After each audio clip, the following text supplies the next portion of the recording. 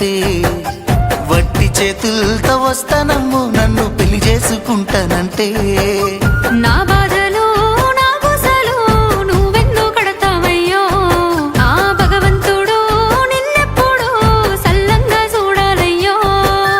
నా తోటలో మాలి బిడ్డ నా కోటకి రాని వంట